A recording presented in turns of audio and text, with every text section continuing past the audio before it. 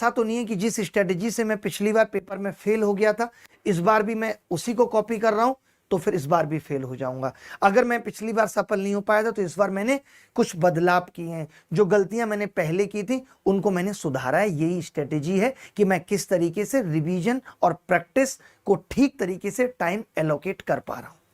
कितना मुझे रिवीजन करना है, कितनी मुझे प्रैक्टिस करनी है, ये अगर मैं ठीक तरीके से एलोकेट कर पा रहा हूं तो मेरा सिलेक्शन इस बार जरूर होगा।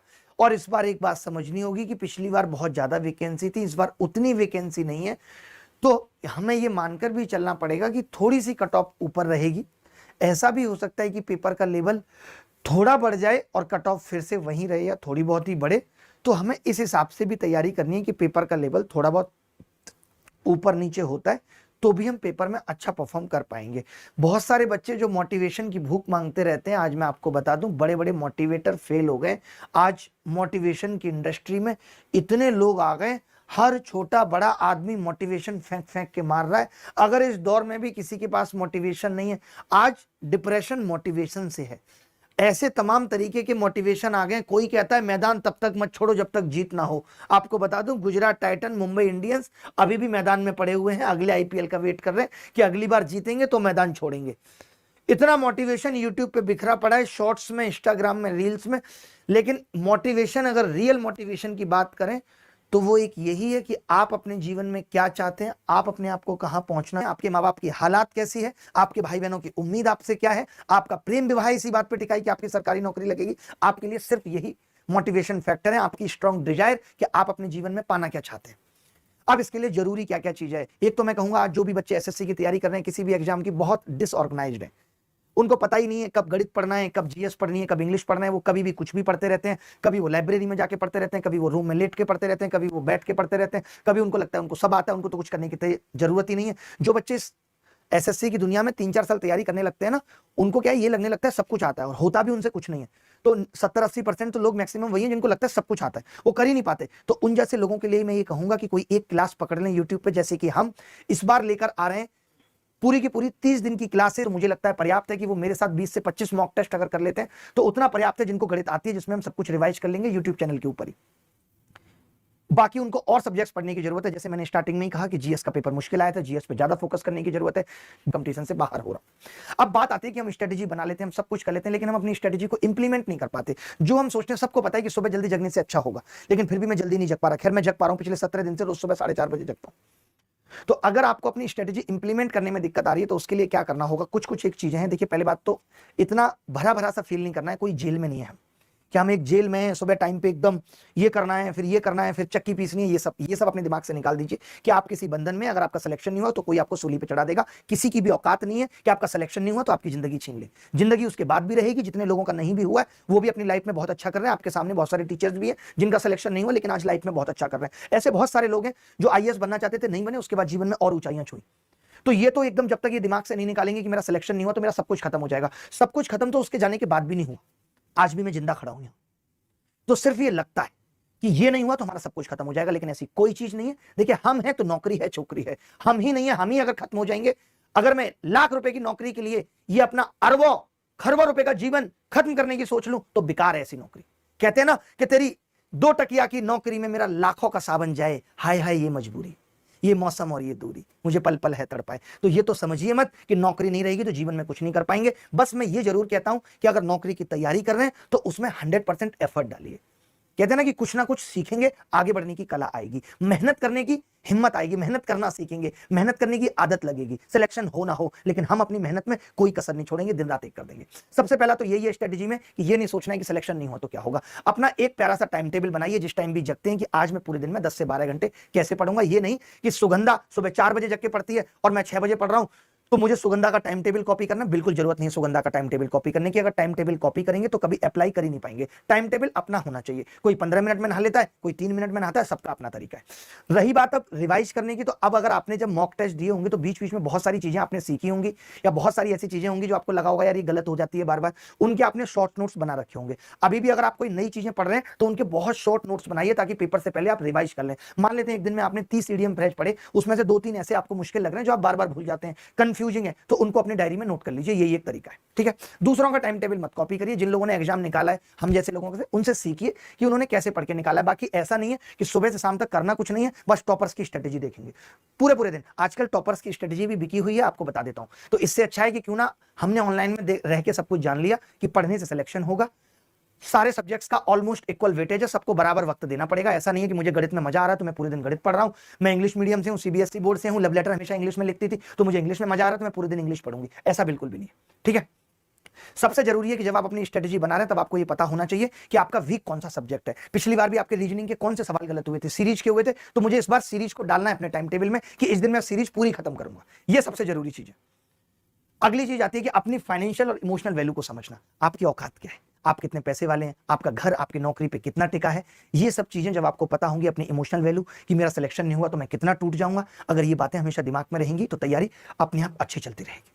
सबसे जरूरी चीज है कि खुश भी रहना है, और उसके लिए मैं हमेशा कहता हूं कि योगा मेडिटेशन करते रहना है। जो लोग सुबह 5 बजे जग के, मुझे ही देख लीजिए, मैं आज 4-5 बजे जग रहा हूं सुबह, पूरा दिन मेरा बहुत बेहतरीन बीतता है। सुबह जाता हूं, दौड़ लगाता हूं, पूरा फ्रेशनेस फील होते हैं। जब आप खुश रहते हैं कॉन्फिडेंस आता है। कॉन्फिडेंस जीवन में कहीं भी लेके जा सकता है, हमें हमारी सोच को हमसे मिला सकता है, हमारे सपनों को हमसे मिला सकता है। अपने आप से एक इमोशनल कमिटमेंट करिए कि बेटा अभिनय बहुत हुआ, अब इस बार सिलेक्शन लेके रहना है। इस बार किसी की औकात नहीं होगी कि कोई रिजल्ट के वक्त मुझे या मेरे माँ बाप को ताने दे पाए, वरना जो लड़की जिस पे आप पूरा भरोसा करके बैठे हो वो भी निकल जाएगी। वो भी ये कह जाएगी कि अब तुम मेरे लायक नहीं रहे।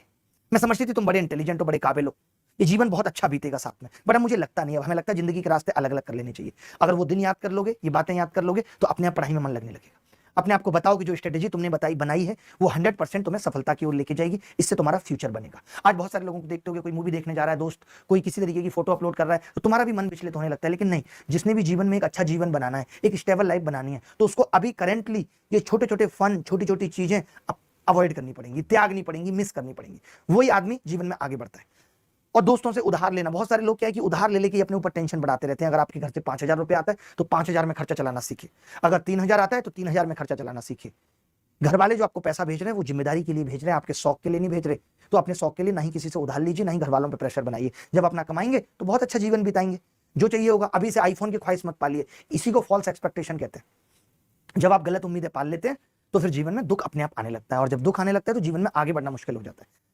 अगली बात है कि अपनी कमियां पहचानना कि कहां हमारे स्किल में डेफिसिट है। स्किल का मतलब कि मैं कितनी देर कौन सा सब्जेक्ट पढ़ पाता हूं, बैठ पाता हूं कुर्सी पे, नहीं बैठ पाता हूं, नॉलेज में कहां डेफिसिट है, एग्जीक्यूशन में कहां डेफिसिट है, कि मैं प्लानिंग तो बना लेता हूं, स्ट्रेटेजी तो बना लेता हूं, टाइम टेबल तो बना लेता हूं, लेकिन उसको एग्जीक्यूट ही नहीं कर पाता। बहुत सारे लोग हैं ऐसे, 3 दिन जिम जाएंगे फिर छोड़ देंगे, 4 दिन पढ़ाई करेंगे फिर छोड़ देंगे, मौका उनको देना लेकिन फिर भी नहीं देंगे। तो अगर एग्जीक्यूशन में डेफिसिट है तो फिर आप कभी सफल नहीं हो सकते। एग्जीक्यूशन सबसे मस्ट है। ये मैं नहीं कह रहा हूं कि 100% एग्जीक्यूशन हो पाएगा, लेकिन नहीं, ठीक है, 95%, 96%, 99% कुछ तो होगा। लेकिन टाइमिंग की फ्लेक्सिबिलिटी भी बहुत जरूरी है। अगर आप 2 घंटे पढ़ रहे हैं तो 5-10 मिनट का ब्रेक भी बहुत जरूरी है। पूरे दिन में आपने अगर 8 घंटे पढ़ाई की है तो 1 घंटे का रिवीजन सेशन भी बहुत जरूरी है। बहुत स्ट्रिक्ट टारगेट मत रखिए। ऐसा मत करिए कि नहीं यार आज मुझे पॉलिटी का ये टॉपिक खत्म करना था, मैंने नहीं करा, अब उसकी टेंशन मेरे ऊपर इतनी हावी हो गई कि मैं गणित भी लेके बैठा हूं तो मैं सवाल गलत कर रहा हूं। ये करना पड़ेगा। अभी भी भले ही वक्त कम बचा है, फिर भी संडे को 2-3 घंटे खुद को दीजिए। अगर आप चाहते हैं कि संडे को देर तक सोना है तो देर तक सोइए। ये सब करना पड़ेगा। रिवीजन स्लॉट बनाने पड़ेंगे, वीकली ब्रेक भी लेना पड़ेगा 2-4 घंटे का, मतलब फ्लेक्सिबिलिटी रखनी पड़ेगी। अगली चीजें जो बहुत जरूरी है इस वक्त पे वो ये है कि अच्छा खाना, हेल्थी रहना। मान लेते हैं, सोचिए इस दौर में कोई बच्चा बहुत खराब खाना खा रहा है, टाइफाइड पकड़ लिया खराब खाने से, हो सकता है कि बहुत आलतू फालतू बाहर घूम रहा है, चिकन पॉक्स पकड़ लिया, हो ही रहा है बहुत लोगों को। तो हमें अपने आप को हेल्थी रखना भी बहुत जरूरी है। हमें एक डर अपने अंदर ये भी अभी रखना पड़ेगा कि मुझे बीमारियों से दूर रहना है, क्योंकि ये अगर कोई भी एक बीमारी मैंने छोटी सी भी पकड़ ली, मेरे 10-15 दिन खराब कर देगी। हो सकता है कि मेरा पूरा साल खराब कर दे और मेरा इस साल सिलेक्शन ही ना हो पाए। बहुत सारे लोगों को कहते हुए भी सुना होगा या टाइफाइड हो गया था लास्ट टाइम में नहीं पढ़ पाया। तो ये भी एक स्ट्रेटेजी का पार्ट है कि मुझे लास्ट के 1 महीने में बहुत ध्यान रखना है कि मैं रात को आइसक्रीम नहीं खा रहा हूं, मैं ऐसी हूं कि जिससे मुझे नुकसान हो, मैं गर्मी में भाग के आया और मैंने फिर ठंडा पानी पी लिया।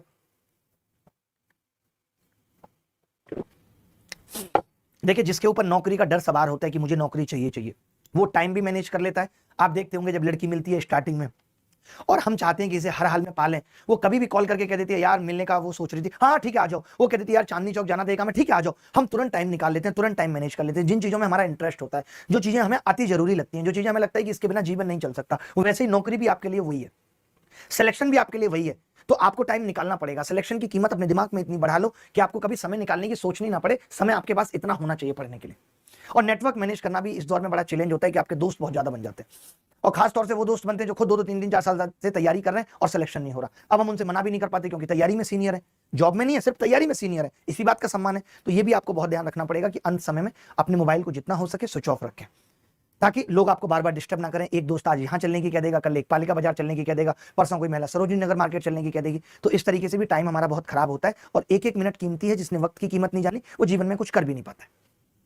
बहुत सारे लोग हैं जो अभी भी रिलेशनशिप इशू में उलझे हुए हैं, उनको भी इस चीज में ध्यान देना है कि लास्ट टाइम जितना हो सके, हो सकता है आपका रिश्ता 2-3 साल पुराना हो गया, लड़ाई झगड़े बहुत हैं, तो आपको हर दिन इस लड़ाई झगड़े से बचना है, क्योंकि एक दिन का लड़ाई झगड़ा आपके 6-7 दिन आगे के खराब कर देगा। जितनी कोशिश हो सके अपने पार्टनर से भी उतनी दूरी बना के रखें और कहें कि अभी पेपर पास है, कहीं भी ना। अगर आप ये दिखाएंगे कि पेपर पास है तो चाहे लड़की हो चाहे लड़का, उसको लगता है अच्छा पेपर हमसे जरूरी हो गया, उसके दिमाग में इस तरीके की बातें आने लगेंगी। तो आपको बताना भी नहीं है, बिना बताए ही ये कोशिश करनी है कि आपकी पढ़ाई इफेक्ट ना हो।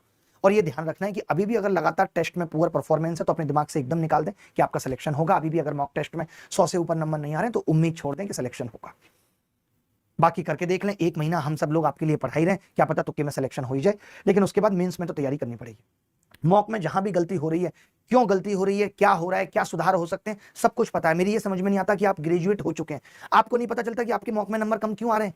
आपके नंबर जीएस में कम आ रहे हैं, आपके नंबर रीजनिंग में कम आ रहे हैं, आपके नंबर इंग्लिश में कम आ रहे हैं, जिसमें कम आ रहे हैं क्यों कम आ रहे हैं, सुधारना तो पड़ेगा ना। एक बात जो मैं बार बार कहता हूं, स्लीप हैबिट। अगर आप अपनी नींद की हैबिट को ठीक नहीं करते तो आज नहीं लेकिन आगे आने वाले 4-5 सालों में अलग अलग तरीके की बहुत बीमारियां पकड़ लेंगे। किसी को थायराइड होगा, किसी के विटामिन डी कम हो जाएगी, किसी का कुछ हो जाएगा, क्योंकि एसएससी पेपर सुबह 10 बजे ही लेगी। अगर आप चाहते हैं कि आपका पेपर में दिमाग एकदम फ्रेश फील करे तो अभी से ही टाइम से सोना और जल्दी जगना शुरू कर दीजिए। क्लास स्किप करना, बहुत से लोगों को लगता है कि यार आप क्लास करने में समय खराब हो रहा है। नहीं, कोई मतलब नहीं है क्लास समय खराब होने में। क्लास अगर एक करेंगे उससे डिसिप्लिन बना रहेगा। मैं तो कहता हूं हमारे यहाँ सारे सब्जेक्ट्स की क्लास चल रही है। अगर आपको लगता है कि मैं ज्यादा नहीं, मैं 2 क्लास लूंगा, तो आप 2 क्लास लीजिए। हमारी भी कोशिश होगी कि कोई हंसी मजाक ना हो। मैं भी आऊंगा 8:30 बजे एसएससी अभिनय में, इस पे सीधे 25 सवाल लेके आऊंगा, 25 सवाल खटाक के कराऊंगा और तुरंत निकल जाऊंगा। कोई फालतू बात नहीं होगी, सिर्फ सवाल होंगे। चाहे 500 बच्चे पढ़ेंगे, चाहे 1000 बच्चे पढ़ेंगे, फोकस यही होगा। चाहे 10,000 बच्चे पढ़ेंगे, 10,000 लोग उस वीडियो को देखेंगे, कोशिश यही होगी कि जल्दी से वो सवाल खत्म करें। एक सवाल को करने के मैं 30 सेकंड दूंगा, उसके बाद खुद बताऊंगा। बहुत सारे बच्चे जो अभी भी टाइम वेस्ट कर रहे हैं, अपनी चीजों को टाल रहे हैं, अभी जीएस में ये नहीं पढ़ा वो नहीं पढ़ा, ठीक है कल पढ़ लूंगा, उनका भी सिलेक्शन कभी नहीं होगा। तो ये टालम टोल बंद कर लीजिए। जो करना है अभी करना है, इसी 1 महीने में करना है, और ऐसी प्लानिंग होनी चाहिए कि इस 1 महीने में सब कुछ खत्म भी हो जाए। नहीं हो पा रहे तो हमारे साथ तैयारी कर लीजिए। पूरे 1 महीने का शेड्यूल आज ही बना लीजिए कि 1 महीने किस किस तरीके से कैसे कैसे पढ़ना है, और फिर उसको वीकली डिवाइड कर दीजिए, और फिर वीक को डेज में डिवाइड करके डेली इतने इतने घंटे पढ़ना है। थोड़ा बहुत जो परसों पढ़ना था वो आज पढ़ लिया, जो आज पढ़ना था वो परसों पढ़ लिया। इस तरीके से मैनेज करिए अपने टाइम को, ठीक है। आज के दौर में जो डिस्ट्रैक्शन है उसको मैनेज करना सबसे जरूरी है। यूट्यूब पे शॉर्ट्स देखने से लेकर के इंस्टाग्राम पे रील्स देखने से तक, फेसबुक पे किसी लड़की को हाय लिखने तक, ये सब चीजें आपको डिस्ट्रैक्ट करती हैं। फेसबुक मार्क जुकरबर्ग आज कहां पहुंचा है, इंस्टाग्राम भी उसने अपना बना लिया, व्हाट्सएप भी आपने अपना बना लिया। आप सिर्फ यहीं पे टाइम पास करते रह गए, हाय हेलो लिखते रह गए, रिप्लाई किसी का मिला किसी का नहीं भी मिला, कोई मतलब नहीं है। उसके बाद जीवन में सिर्फ गिले रह जाएंगे कि यार उस वक्त अगर पढ़ लिया होता तो शायद आज ये दिन ना देखने पड़ते। जिस दिन आपका बच्चा किसी टॉय पे हाथ रख देगा, 150 रुपए का होगा और आप नहीं दिला पाएंगे, उस वक्त बड़ा अफसोस होगा कि आज मेरे पास पैसे नहीं है। शायद उस वक्त ठीक तरीके से मेहनत कर ली होती तो जीवन में आज कुछ अचीव कर लिया होता।